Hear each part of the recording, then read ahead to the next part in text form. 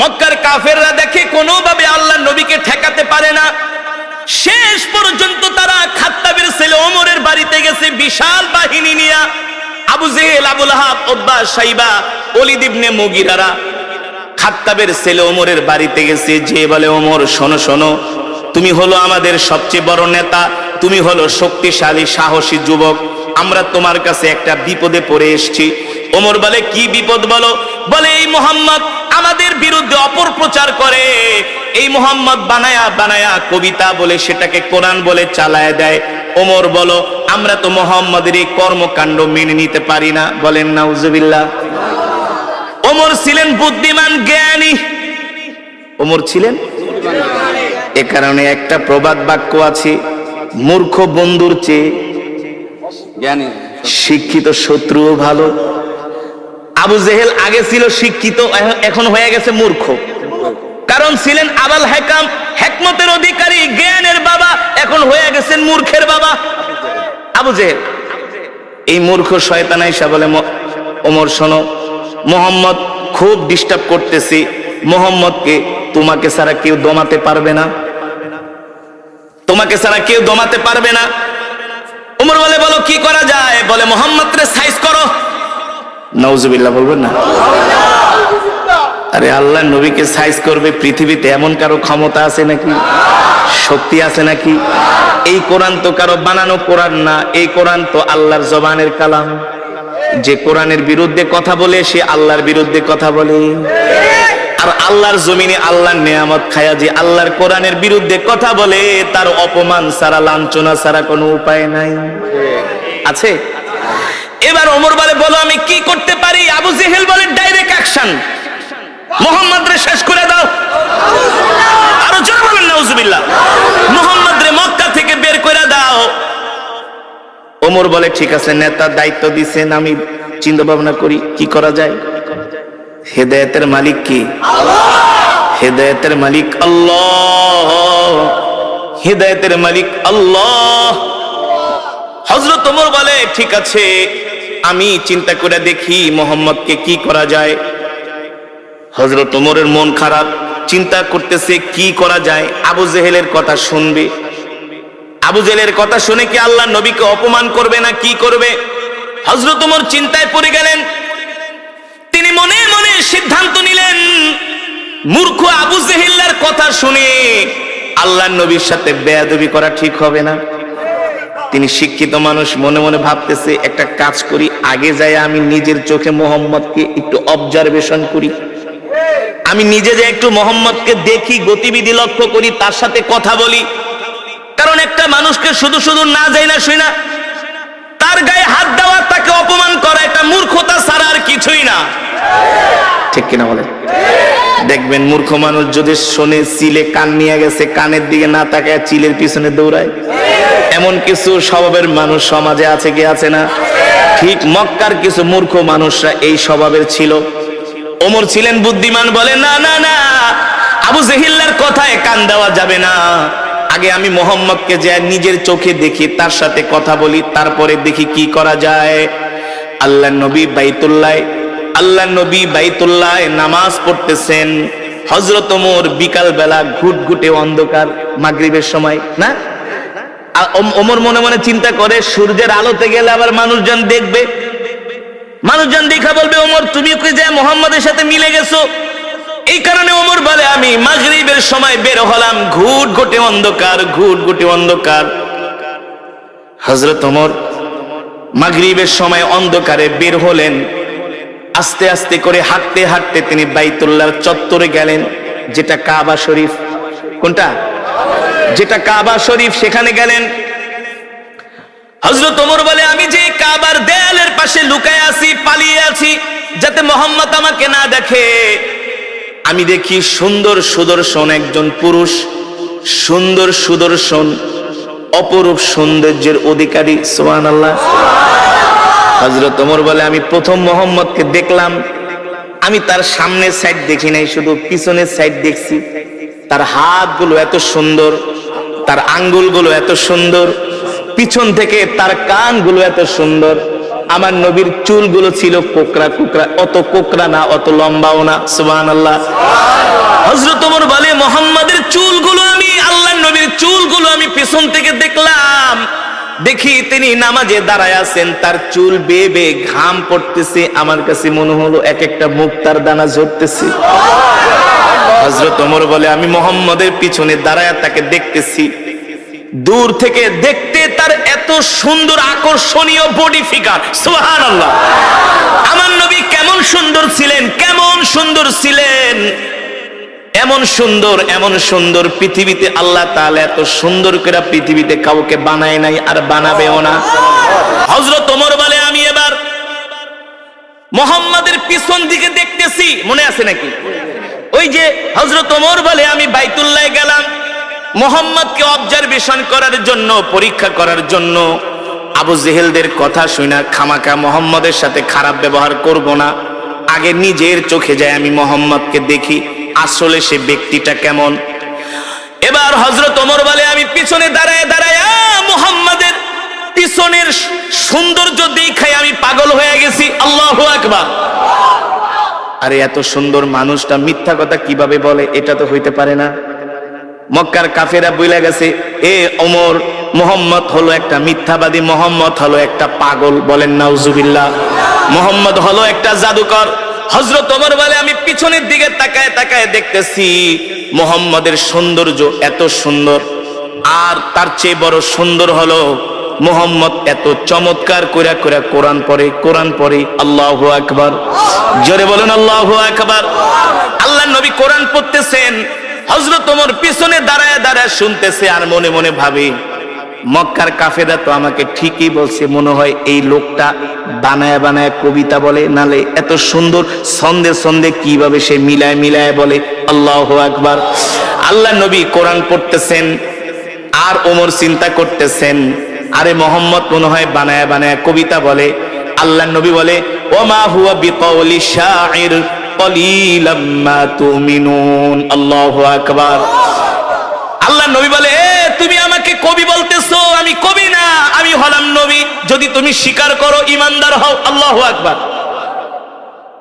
ওমর কয় কিরে এই লোকটারে যে আমি কবি বলছি এটা সে জানে কিভাবে? ওমর তো বলতেছে মনে মনে, বুঝেন নাই? কিন্তু আল্লাহ নবী বলতেছে ওমা হুয়া বিকাউলি শাইর, আমি কবি না। ওমা হুয়া বিকাউলি শাইরিন কলিলাম মা তুমিনুন, তোমরা অল্প মানুষই বোঝো যে আমি কবি না, আমি হলাম আল্লাহর নবী, যদি তোমাদের ঈমান থাকে, আর তোমরা অল্প মানুষই ঈমান গ্রহণ করবে। ঠিক কিনা বলেন? হযরত ওমর বলে কিভাবে বললো, কিভাবে সে বুঝলো আমি যে তার নামে বলতেছি সে কবি?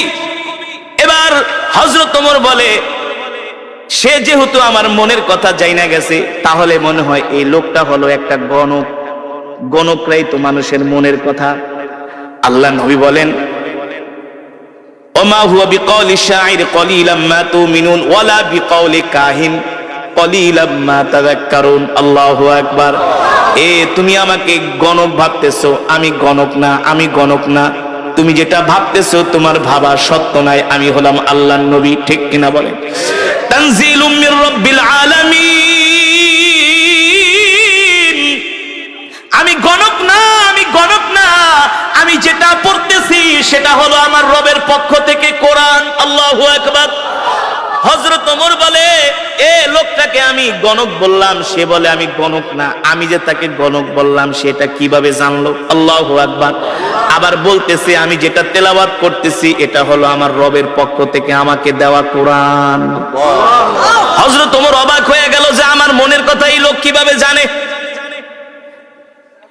এখন রহস্য লাগছে কি লাগছে না? হযরত ওমর বলে এই রহস্যর উদ্ঘাটন আমাকে করতেই হবে, আর যদি রহস্যর উদ্ঘাটন করতে হয় তাহলে তো আল্লাহর নবীর সাথে কথা বলতে হবে, কথা না বলে তো আর রহস্যর উদ্ঘাটন করা যাবে না। হযরত ওমর দাঁড়ায় আছে, আল্লাহর নবী যখন নামাজ শেষ করলেন, আল্লাহর নবী তার হুজরার দিকে যাবেন, হযরত ওমর যায় তার পথ রোধ করলেন, বললেন ইয়া মুহাম্মদ কিফ, ও মুহাম্মদ দাঁড়ান, আপনার সাথে আমার কিছু কথা আছে। আল্লাহর নবী বলে ইমশি মাই, চলেন আমার সাথে আমার বাড়িতে যেয়ে কথা বলবো। আল্লাহর নবী হযরত ওমরকে নিয়ে বাড়িতে চলে গেলেন। সুবহানাল্লাহ বলে। আল্লাহর নবী হযরত ওমরকে নিয়ে বাড়িতে চলে গেলেন। আল্লাহর নবীর সাথে হযরত ওমর যখন বাড়িতে গেলেন, হযরত ওমর বারবার আল্লাহর নবীর চেহারার দিকে তাকায়, সুবহানাল্লাহ। আর সে নিজে নিজে মাপতেছি, ভাবতেছি, চিন্তা করতেছি, আল্লাহর নবীকে বোঝার চেষ্টা করতেছে। মক্কার সব কাফেরেরা যার বিরুদ্ধে, আমি আজকে তার সামনে। হ্যাঁ, মক্কার কাফেরেরা যার বিরুদ্ধে এত মিথ্যা প্রোপাগান্ডা ছড়িয়েছে, আমি তার সামনে। কিন্তু তার চেহারা দেখলে মনে হয় সে হলো পৃথিবীর সবচেয়ে ভালো মানুষ। তার সাথে কথা বললে মনে হয় তার মতো এত সুন্দর আখলাকওয়ালা, ব্যবহারওয়ালা মানুষ মক্কার জমিনে একজনও নাই। জোরে বলেন আল্লাহু আকবার। আরে জোরে বলুন আল্লাহু আকবার। হযরত ওমর বলে, সেই দিনই আমি আল্লাহর নবীর জবানে কোরআন শুনে আমি ইসলামের প্রতি আমি দুর্বল হতে লাগলাম। দুর্বল হতে? এই যুবক, ওমর তো তোমার চাইতে জ্ঞানী কম ছিল না। এ যুবক, ওমর তো তোমার চাইতে কম বুঝতো না। এ যুবক ও মুসলমান, হযরত ওমরকে বলা হয় মেজাজে ওহী। আল্লাহ তাআলা যার কথা অনুযায়ী কোরআনের মধ্যে 21 জায়গায় আয়াত নাজিল করেছে। আল্লাহু আকবার। সেই ওমর আয়েশা এবার আল্লাহর নবীর কাছে আত্মসমর্পণ করতেছে। কি করতেছে? সেই ওমর আয়েশা বলে, ও আল্লাহর নবী, মক্কার কাফেরদের কথা শুনে অনেক ভুল করছি, আপনার সাথে অনেক শত্রুতা আমি করছি, দুশ্মনী করছি। আর না, আর না, আর না। মক্কার কাফেরেরা তো আমাকে আপনার কল্লা কাটার জন্য বলছে। আপনার কল্লা তো দূরের কথা, আমি ওমরের কল্লাটা আপনার কাছে জান্নাতের বিনিময়ে বিক্রি করে দিলাম। ওমর কালেমা পড়ে মুসলমান হয়ে গেলেন। যুবক, তুমি তো নামাজই পড়ো না, নিজেকে মুসলমান দাবি করো। আছে না সমাজের মধ্যে? মসজিদে মুসল্লি নাই, নামাজ পড়ে না, নিজেকে অনেক বড় মুসলমান দাবি করে। আর হযরত ওমর আল্লাহর নবীর হাতে হাত রেখে কালেমা পড়ে মুসলমান হয়ে গেলেন। হযরত ওমর মুসলমান হওয়ার পরে হযরত ওমর বলে, আল্লাহর নবী আমাকে অনুমতি দেন, আমি মক্কার সব গোত্রের মানুষের কাছে যে দ্বীনের দাওয়াত দিব। আল্লাহর নবী বলে, ওমর আস্তে আস্তে। হযরত ওমর বলে, আস্তে আস্তে কে? আপনি কি সত্য নবী না? চলে বলেন সুবহানাল্লাহ। আমি অবশ্যই সত্য নবী। বলে, আপনি যদি সত্য নবী হয়ে থাকেন, আজ থেকে আমি ওমর ঘোষণা দিলাম, আমার জান, আমার মাল, আমার সম্পদ সব আমি আল্লাহর রাস্তায় দিয়ে দিলাম। আমি আপনার হয়ে গেলাম, আমি আপনার হয়ে গেলাম। ওগো নবী, আমি আপনার হয়ে গেলাম, আমার সব কিছু আল্লাহর রাস্তায় দিয়ে দিলাম। আপনি আমাকে অনুমতি দেন, আমি মক্কার সব কাফেরদের কাছে যায় দ্বীনের দাওয়াত দিব। হযরত ওমরের ঈমান চলে আসছে, পাওয়ার হয়ে গেছে, ঈমানের পাওয়ার। এখন আর আল্লাহ ছাড়া কাউকে ভয়। মুসলমানদের দ্বিতীয় খলিফা নাম কি? ওমর। জোরে বলুন, নাম কি? ওমর কে? সারা পৃথিবীতে এখন যত রাষ্ট্রপ্রধান আছে, এই সব রাষ্ট্রপ্রধানদেরকে ওমর পকেটে নিয়ে ঘুরতে পারে। সারা পৃথিবীর রাষ্ট্রপ্রধানদের মাথায় যে ঘিলু আছে, এই ঘিলু ওমরের বাম আঙ্গুলের ভিতরে ছিল। সারা পৃথিবীতে যত আধুনিক রূপকার যা হয়েছে, রাস্তাঘাট, কালভার্ট, ব্রিজ, সারা পৃথিবীকে আজকে যেভাবে সাজানো হয়েছে, সব হযরত ওমরের পরিকল্পনা। জানেন, এই যে নাইট গাটের যে প্রচলন, খাল খনন করার যে প্রচলন, তারপরে আপনার সেনাবাহিনী গঠন করার যে প্রচলন, দেশের সীমান্ত পাহারা দেওয়ার যে বিএসএফ, বিডিআর, যে সীমান্তের অতন্দ্র প্রহরী, এই সব কিছু গঠন করেছিলেন হযরতে ওমর। সব করেছিলেন মোল্লারা। কারা কারা কারা কারা? মোল্লারা। হ্যাঁ, হযরত ওমর কে? তিনি খাত্তাবের ছেলে ওমর। তোমার মতো আমার মতো এই ছোটখাটো নেতা না। ওমরকে দেখলে ইবলিস শয়তান পর্যন্ত ভয় পাইত। এই ওমর কে? যাকে বলা হয় মেজাজে ওহী, যাকে বলা হয় মেজাজে ওহী, এই ওমর। এই ওমর কে? আল্লাহু আকবার। এখনো কালেমা পড়ে মুসলমান হয় নাই। ওমর ছিল আল্লাহর নবীর সবচেয়ে বড় দুশমন। সবচেয়ে বড় কি? মক্কার আবু জেহেল এসে ওমরকে খেপায় দিছে, ওমর তোমার মতো একটা সাহসী যুবক থাকতে মুহাম্মদ আমগো ধর্মের 12টা বাজায় ফেলাইছে। তুমি খাত্তাবের ছেলে ওমর, তোমার রক্তের দাম আছে, তোমার বংশের দাম আছে। মুহাম্মদ মানুষ, যার আশেপাশে কেউ নাই, সেই শুধু একটা কোরআন দিয়া পুরা মক্কাটারে জ্বালায় ফেলাইতেছে। এটা ওদের ভাষা, ওদের ভাষা। মোহাম্মদ রে থামাও, মোহাম্মদ রে দমাও, মোহাম্মদকে সামনে বাড়াইতে দিও না। আমরা এত বড় বড় নেতা থাকতে মোহাম্মদ আমাদের সামনে এসে আমাদের ধর্মের নামে এসে অপপ্রচার করে যায়, এটা ওদের ভাষা। আসলে তো অপপ্রচার না, আল্লাহর নবী তো কোরআনের প্রচার করে, ঠিক কিনা বলেন? আল্লাহর নবী বলছেন, আল্লাহ তাআলা বলছে, হাবিব ইয়া আইয়ুহার রাসূল বাল্লিগ মা উনজিলা ইলাইকা মির রাব্বিক ওয়া ইল্লাম তাফআল ফামা বাল্লাগতা রিসালাতা। বাংলাদেশের কিছু মানুষ মনে করে শুধু ওয়াজ করা হুজুরদেরই দায়িত্ব। কিছু মানুষ মনে করে না যে ধর্মের কথা শুধু হুজুররা বলবে, না,